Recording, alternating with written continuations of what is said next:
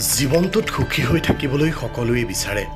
মানুহৰ জীৱনলৈ দুখ কষ্ট এবাৰ নহয় এবাৰ আহিবই। এই দুখ কষ্ট বিভিন্ন ধৰণৰ হ'ব পাৰে, যেনে মানসিক, শাৰীৰিক আৰু অৰ্থনৈতিক। গতিকে জীৱনত সুখী হোৱাৰ উপায় কেইটামান জানো আহক এই ভিডিঅ'ৰ পৰা। আপুনি এইকেইটা কথা মানি চলি থাকিব পাৰিব সুখী হৈ। নম্বৰ 1, গভীৰতকৈ গভীৰ দুখ কষ্টৰ মাজতো নিজক সুখ অনুভৱ কৰিবলৈ শিকক আৰু সদায় হাঁহি থাকক। এটা হাঁহিৰ অবিহনে এটা দিন ব্যৰ্থ। সদায় হাঁহিবলৈ শিকক। নম্বৰ 2, আপুনি কেতিয়াও নিজক আনৰ লগত তুলনা নকৰিব।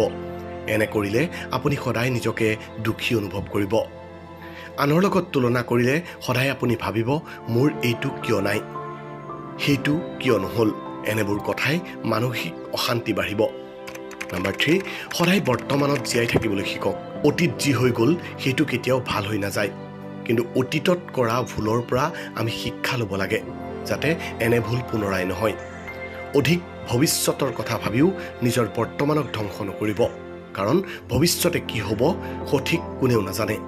আপোনাৰ বৰ্তমানৰ কৰ্মস্থিতিয়েহে আপোনাৰ ভৱিষ্যত নিৰ্ণয় কৰিব। নম্বৰ 4, স্বাস্থ্যই আমাৰ ডাঙৰ সম্পদ। এটা নিৰোগী সুস্বাস্থ্যই আমাক সদায় সতেজ আৰু সুখী কৰি ৰাখিব। সদায় 1 ঘণ্টা নিজৰ শৰীৰটোৰ বাবে দিয়ক।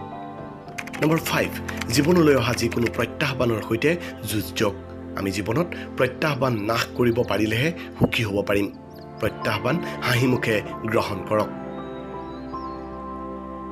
এনেধৰণৰ ভিডিঅ'ৰ বাবে পেজটো ফ'ল' কৰিবলৈ নাপাহৰিব।